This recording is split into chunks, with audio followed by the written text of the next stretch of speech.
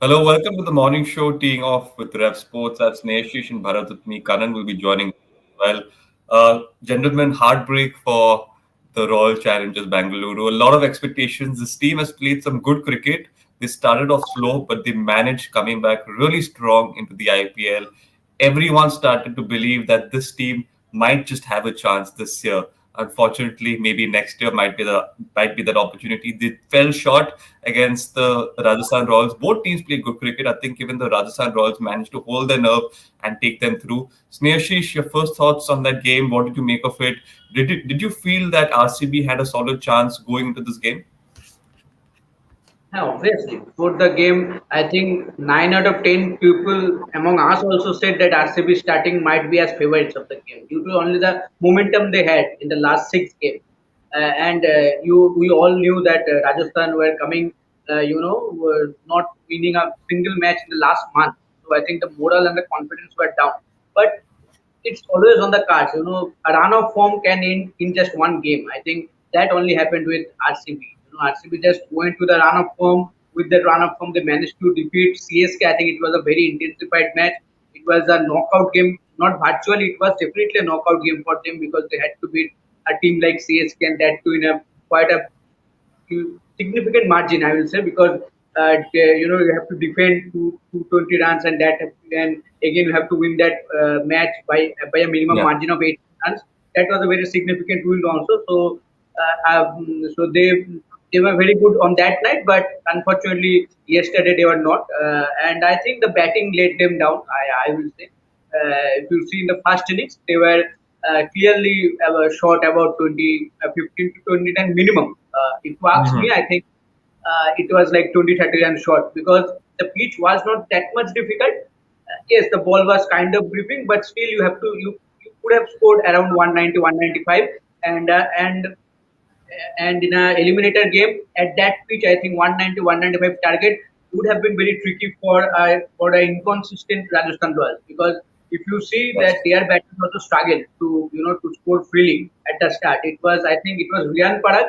He played a phenomenal look under pressure, I think, and the fielding, I think laid RCB down. The way Maxwell, he didn't perform with the bat, and then that catch, very disappointing stuff.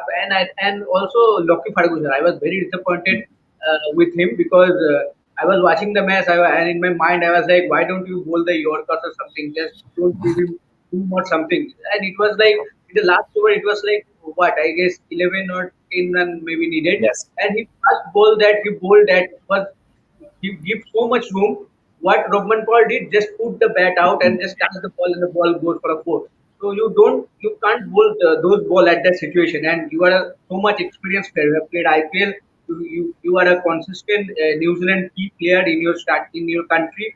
So it was very disappointing to see that kind of stuff. But yeah, it was not RCB's night at all. So congratulations to Yes, yes. Rajasthan. Thank you, Snesh. It surely wasn't, and I'm sure a lot of people might be disappointed with that performance, but proud of the team of how far they've come. Bharat, Glenn Maxwell, a lot of comments on him, his poor batting performance. He dropped a sitter, and he just seemed, out of place. Is this things that are going on like in his head? Do you feel that there might be issues that he has to address because he's not seeming like the player he was in that World Cup? So, what do you think is going wrong with Maxwell, in your opinion?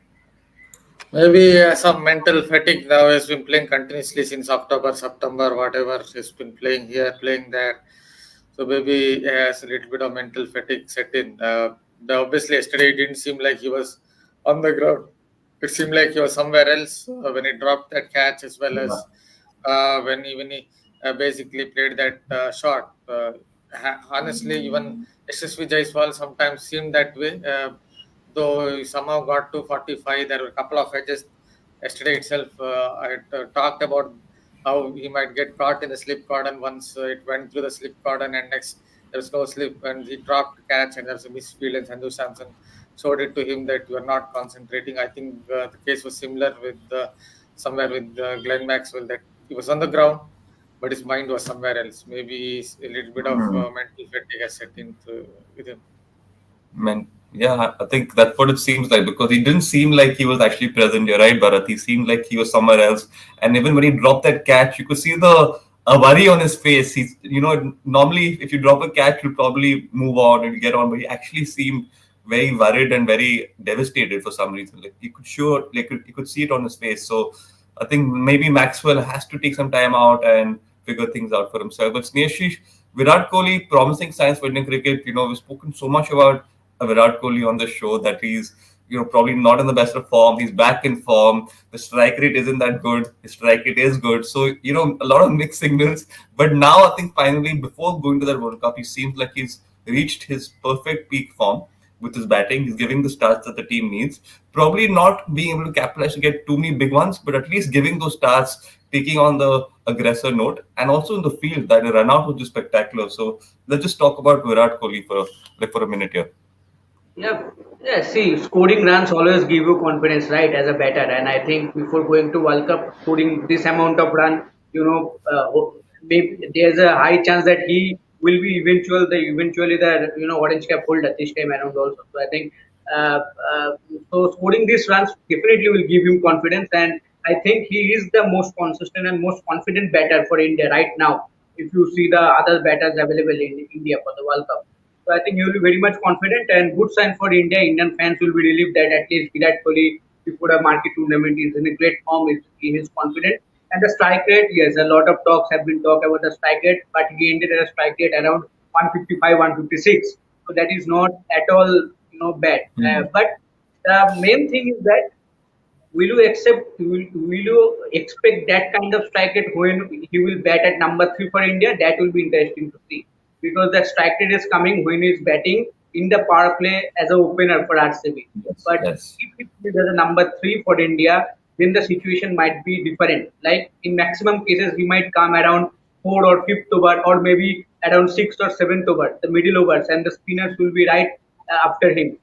Even in some games where spinners were introduced in the power play against him, the strike rate was kind of, he was kind of struggling. He was like looking for singles, and then after some facing some ball, got confident, then go for the shots. Though he found some interesting shots this time around, like slog sweep and all. Yesterday, the slog sweep didn't work from him, unfortunately. But yeah, overall, the shot quite worked from him throughout the tournament. So I think he has worked on that part of his game, but Mhm.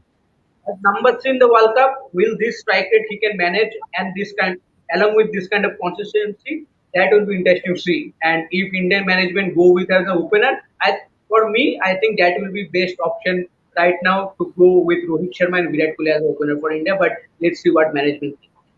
Interesting points, Neshish. Interesting point. Bharat, we'll dive back into this topic then. Who do you see as your openers? Is it going to be Jaiswal and Virat Kohli, Jaiswal and Rohit Sharma, or is it going to be Rohit Sharma and Virat Kohli? The good option for the good thing for Jaiswal is he's a left-hander.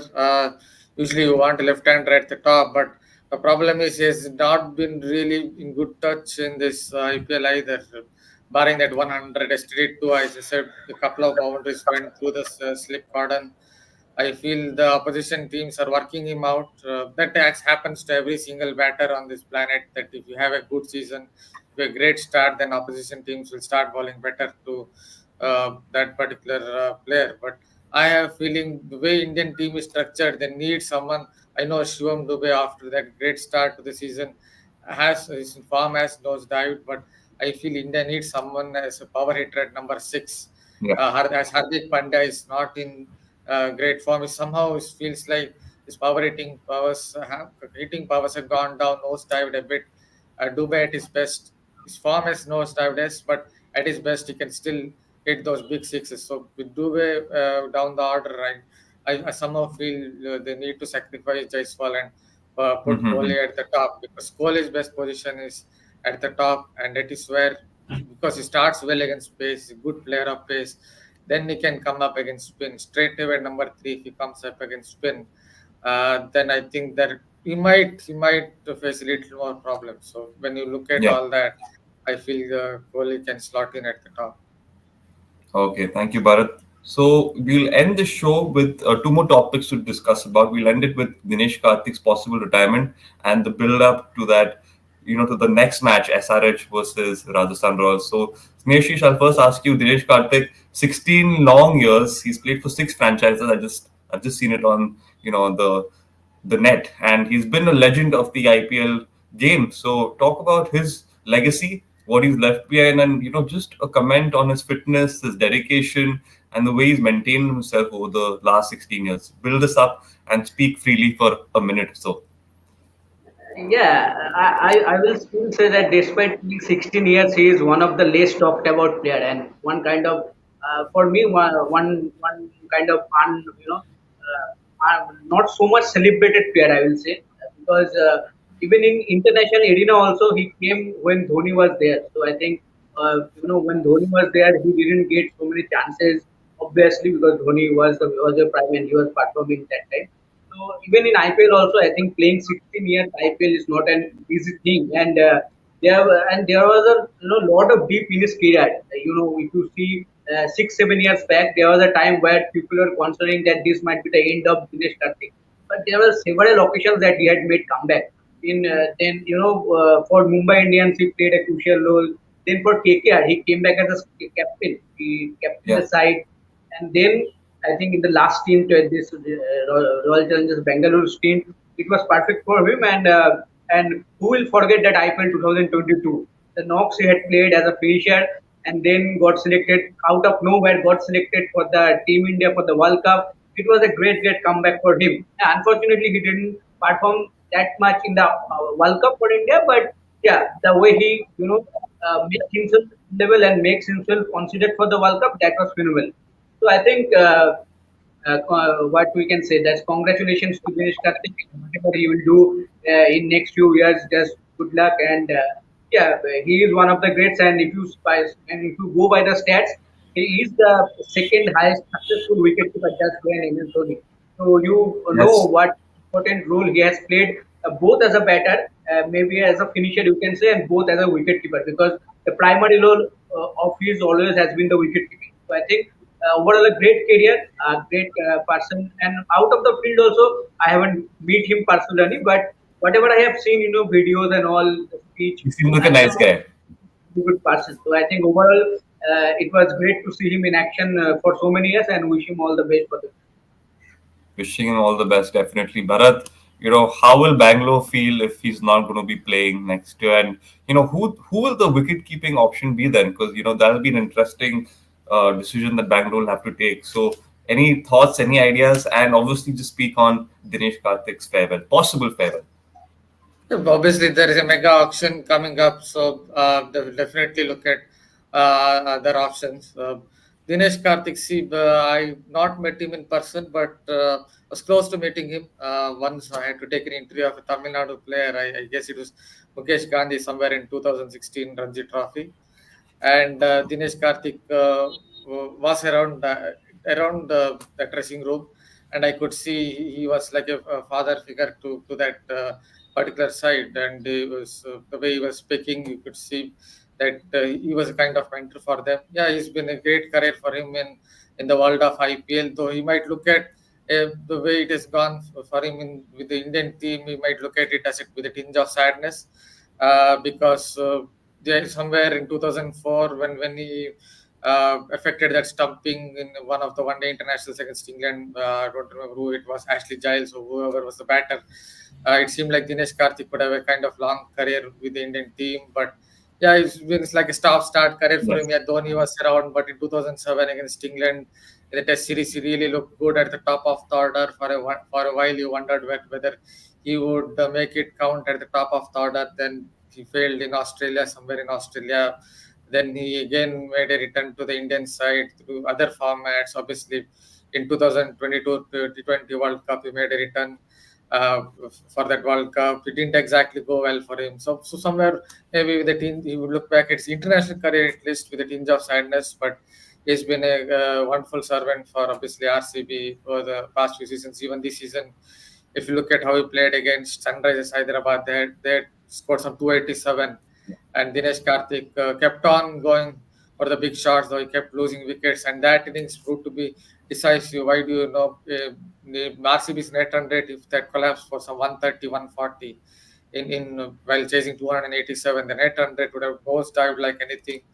I feel somewhere that one particular knock helped in a way RCB to qualify as the beat Chennai Super Kings in the end. But that really proved to be a very important knock as well. So that tells you the importance of Karthik for RCB.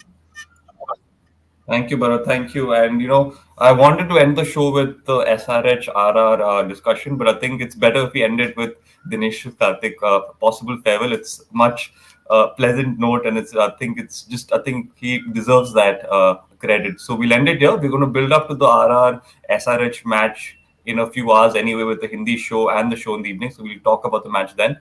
But thank you all to whoever joined. Thank you to my guests. We hope you enjoyed the show. And please tune in for the show at 11 a.m. as well. It's going to be in Hindi and it's going to be a very exciting one with a lot of discussions taking place. So thank you and stay tuned to RevSportz and wishing Dinesh Karthik the best of luck from all of us and from the whole of the Indian cricketing fraternity as well. So best of luck, sir, and thank you for everything you've done. Thank you and stay tuned to RevSportz.